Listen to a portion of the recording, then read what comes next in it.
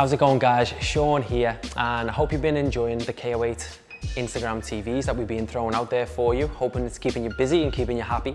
Today I'm going to show you something a little bit different, a little bit change of pace, and I feel like it's important that everybody understands that the full body HIIT workouts that we put up, they're fantastic, they serve a wonderful purpose for everybody, but it's also important to kind of have the yin with the yang. Make sure you have enough fast and slow. We train, we put the body under stress, but then we also think about the recovery strategies that we put in place for our body, okay? So this is talking about mobility, flexibility, and just paying it back into the body, giving the joints and the muscles some care and attention. So this is something that I've basically just toyed around with, made up, and I'm happy with it myself, so I wanted to share it with you guys.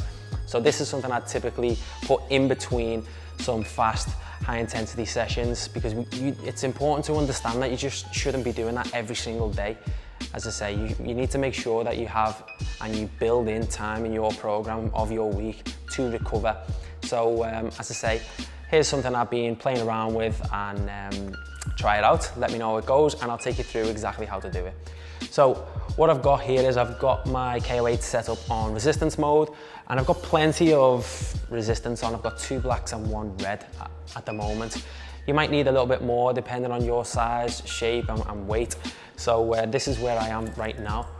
And the first one is, it's kind of similar to a cat-cow type of exercise where we're kind of flexing and extending the spine, especially the T-spine, lumbar, and even the cervical where we go higher up into the neck. But we're building in a lot of shoulder mobility into this one as well. So this is how it goes. Bring both your hands and feel 5–10% of the tension just by pushing away from the anchor point. Now what I want you to do is you can back up quite tight towards the door if you're using a door at home. And what I want you to do is start to hinge at the hips. So we'll start with keeping the knees soft, nice soft flexion in the knees, arms out in front, and we're gonna just hinge forward, so we're dropping the chest. So eye line now, we should be looking at the floor.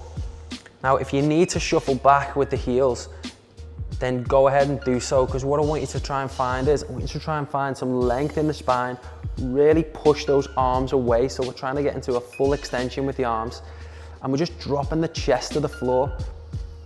Now, ankles, knees, hips are neutral. There's no kind of rotation in this one, but what you should find there is you should find some hyperextension in the spine. So again, as I say, think of how the spine moves through cat-cow, and that's what we're doing here. So it's a really, really nice alternative. Now we don't have the same pelvic tilt as we would in a cat-cow, but if we're talking in terms of really targeting this region, that thoracic spine, the T-spine, in behind the shoulder blades, just sit into this shape and tell me how it feels, because for me, it's a wonderful stretch. So again, we'll start from the beginning, nice and tall, hands out in front, feel some tension, 5% or more, that's it. Then we'll drop at the knees, hinge at the hips, and we're just really hinging forward. Make those adjustments with the feet if you need to back it up. And what we're doing is you should have enough resistance in the bands for there to be some give, a little bit of bounce, but you're not gonna dive to the floor, okay? There's plenty in there to keep you up. And what I'm gonna do here is just breathe and exhale into the stretch.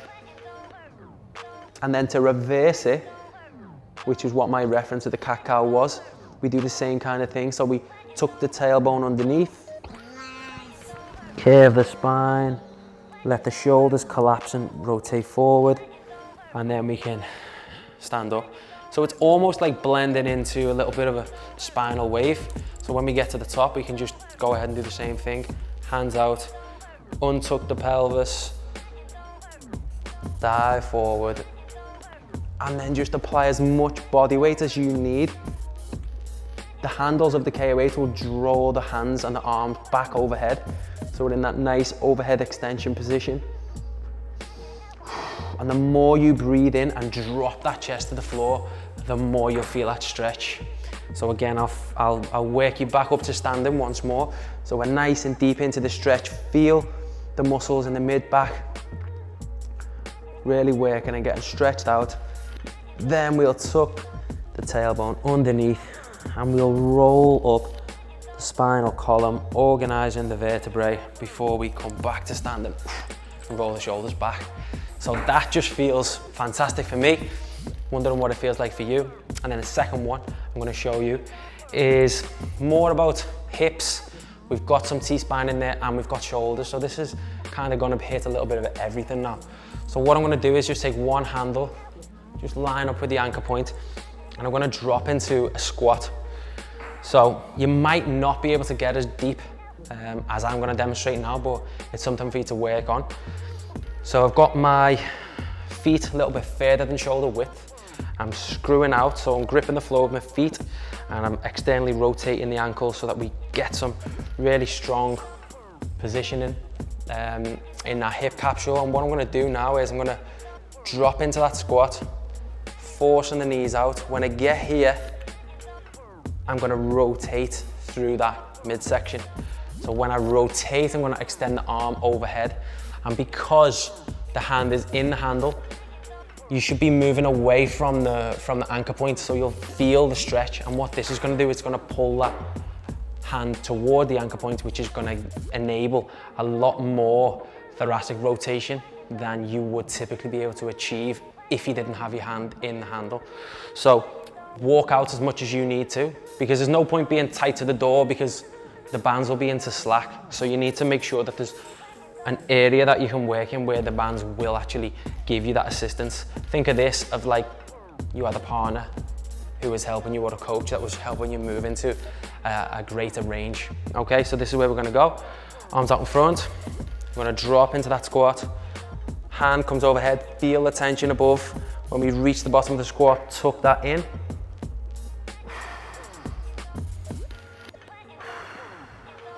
And then we come back up. And then we just switch. So for me, I can even step out a little bit further. So I'm gonna go over here, drop into that squat, tuck the elbow.